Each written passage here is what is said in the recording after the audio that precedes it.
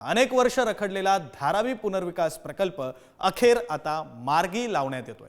ही जागा राज्य शासनाने ताब्यात घेऊन मालकी हक्काचे फलक लावलेले आहेत आणि यामुळे मुलुंडकरांनी प्रचंड नाराजी व्यक्त केली आहे। अपात्र रहिवाशांची संख्या लाखोंच्या घरात असल्याने अदानी समूहाने डीआरपीच्या माध्यमातून मुंबई बाहेर अनेक ठिकाणच्या जागेची मागणी केली आहे। त्यात मुलुंडमधील मिठागराच्या 58.5 एकर जागेचा समावेश आहे। याच संदर्भात आढावा घेतलाय आमचे प्रतिनिधी पद्मेश पवार यांनी।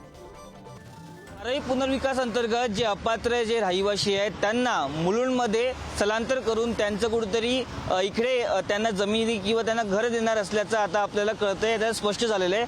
जवळपास आपण बघू शकतो की हा एक बोर्ड लागलेला आहे, त्या बोर्डमध्ये महाराष्ट्र शासनाने ही जमीन त्यांच्या मालकीची असल्याचं दर्शवलं आपल्याला पाहायला मिळते। आपण जर पाहिलं अनेक वर्षापासून ते धारावीशी जे पुनर्वसन करणारे जे लोक आहेत त्यांना इकडे आणून त्यांना इकडे जमीन किंवा त्यांना इकडे घर देणार असल्याचं कळतंय। याला कुठेतरी जे मुलुंडमधील जे स्थानिक होतं त्यांचा विरोध होता। आपण जर बघितलं मिठागराची जी 58 एकर जागेवरती त्या धारावीकरांचं पुनर्वसन केलं जाणार आहे, याला आता अखेर शिक्कामोर्तब झाले। लोकसभा असेल विधानसभा असेल तेव्हा देखील हा जो मुद्दा आहे खूप तापला होता।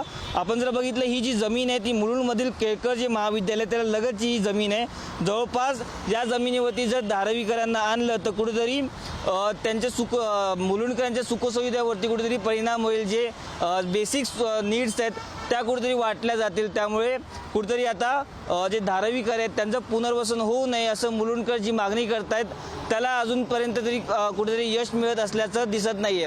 आपण जर पाहिलं अनेक वर्षापासून मुलुंडकरांचं हे आंदोलन होतं, त्यामुळे कुठेतरी मुलुंडकर नाराज झाल्याचं आपल्याला पाहायला मिळते।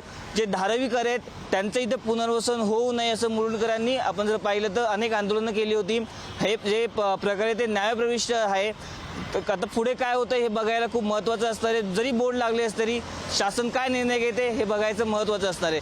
कॅमेरा पर्सन विकास, मी पद्मेश पवार, पुढारी न्यूज, मुंबई।